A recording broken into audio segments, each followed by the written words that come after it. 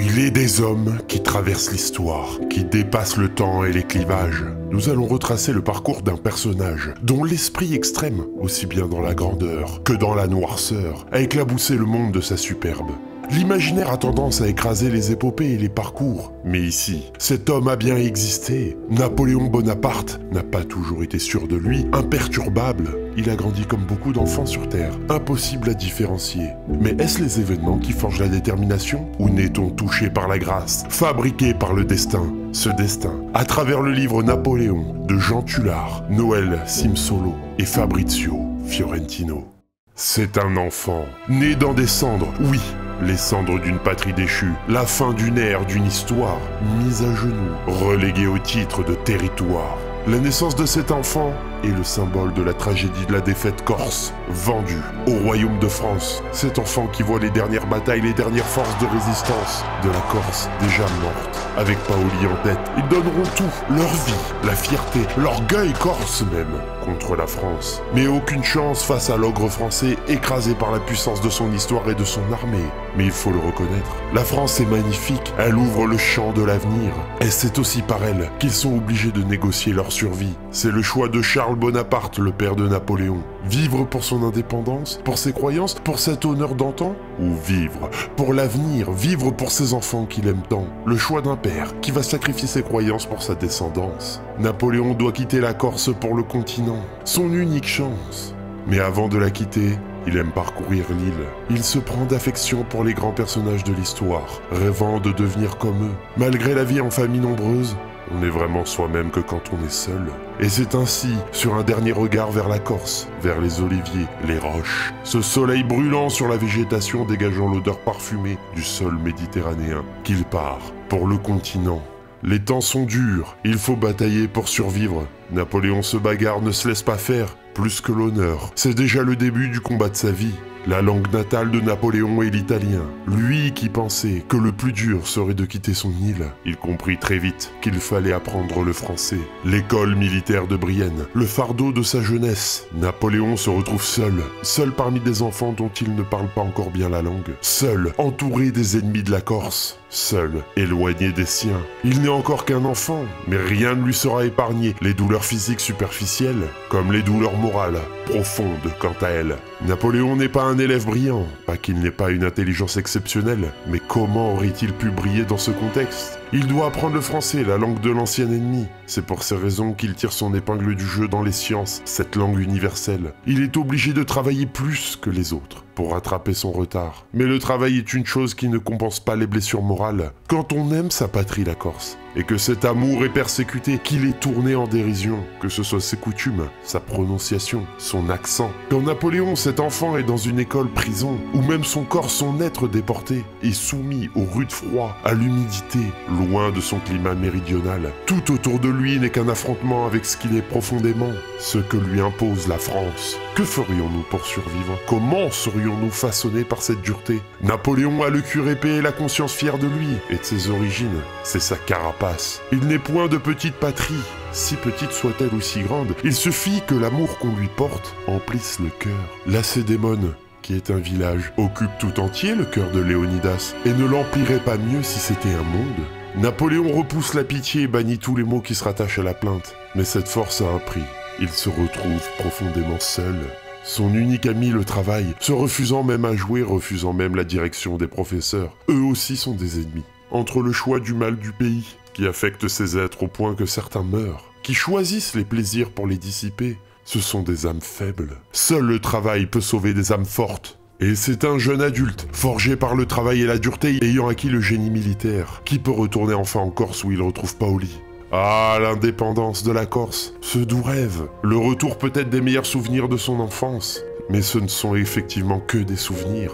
Paoli est-il bien amoureux de la Corse? Surtout quand celui-ci s'allie avec les Anglais. Il ne vaut pas mieux que les autres, un opportuniste sur la route du succès. Napoléon, se détachant de cet homme, vient de faire le plus grand affront. On tente de le tuer et surtout on brûle sa maison, le dernier vestige en train de disparaître de cet amour de la Corse. C'est le retour en France. Mais une France à feu et à sang, en pleine révolution, elle porte le nom de terreur. Les cris de la foule, des têtes qui tombent, mais à tout malheur des opportunités naissent. Et c'est ainsi que Napoléon est nommé chef de bataille à Toulon. Toulon l'a vaincu, Toulon envahi par les Anglais et les Espagnols. Mais avez-vous déjà connu ce frisson? Avez-vous déjà senti ce sentiment qui vous transperce et vous dépasse? Napoléon le sait, c'est dans cette bataille que son destin va changer. Il capture les forts pour préparer la défense.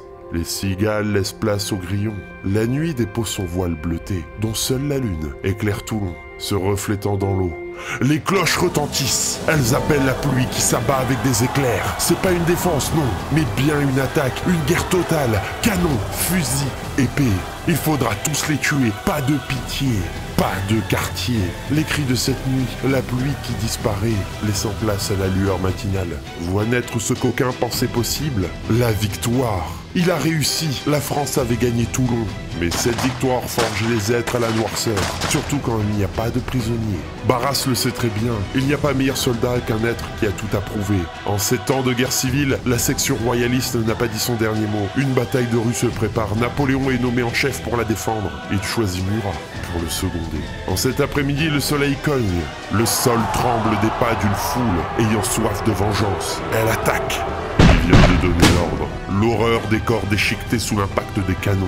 Napoléon acclamé pour cette dispersion. Plus il tue, plus il se montre sanguinaire et sans pitié, plus on le vénère. La violence contrebalancée par les mondanités. Mais notre futur empereur a été formé à la guerre, pas au protocole, et encore moins aux femmes. Fort dans le militaire, faible dans le complot. Barras en profite et joue contre lui. Trop de succès, trop d'honneur, trop de gloire pour Napoléon, qui prend trop de place. Ces soirées ne sont qu'une façade et cachent la dureté du pouvoir. Barras doit écarter l'envoi dans un endroit déjà perdu, en Italie, là où se trouve une petite armée française, fatiguée, qu'avec très peu d'armes. Mais donnez des brebis à Napoléon, et il en fera des loups. Il est de ces êtres où plus vous le mettez au pied du mur, plus ils se transcendent et vous surprendront. Par la simple force de la rage du discours, de la stratégie, un éclair passe d'homme en homme. Une maladie contagieuse contamine l'armée française. Cette maladie que l'on nomme rage de vaincre. Monte note, millesimo, Mondovi. En 15 jours, c'est plus de 6 victoires. Vous avez gagné des batailles sans canon, passé des rivières sans pont, des marches sans souliers, bivouaqué sans eau de vie et sans pain. Ce n'est pas la fin, mais le début de la légende de la France éternelle. Un discours qui permet de gagner l'Italie.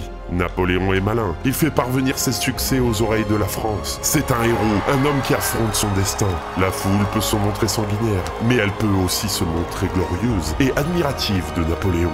Barras avait mis les mains de Napoléon dans la boue. Il en revient avec elle couverte d'or.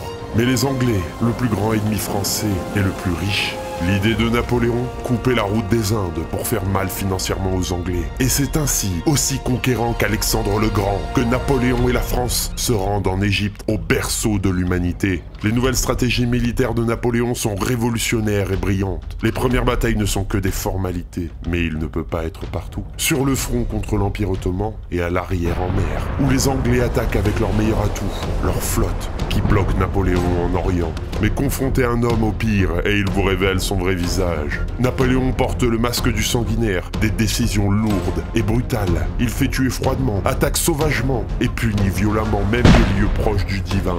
Il venait d'attaquer une mosquée et de tuer tous les opposants. Il continue de gagner des batailles, mais celles-ci sont de moins en moins flamboyantes. Chaque nouvelle victoire devient de plus en plus difficile et dans la douleur. La fin est proche, Napoléon est peut-être allé trop loin. Murat, son plus fidèle allié, donne tout pour rendre fier Napoléon, un grand homme qui devient général. C'est la fin d'une épopée en Égypte, mais ils donneront leur vie, lui et Murat, pour leurs croyances. Peut-être pas, finalement. Pas forcément. Nous connaissons peut-être mal les réelles motivations de Napoléon, qui s'enfuit à bord d'un dernier bateau avec Murat, laissant l'Égypte à Kléber. On voit apparaître une facette de Bonaparte, insoupçonnée. Il n'est peut-être pas si téméraire, peut-être pas aussi éloigné de la soif de pouvoir qu'on pouvait le penser. L'Égypte était un échec.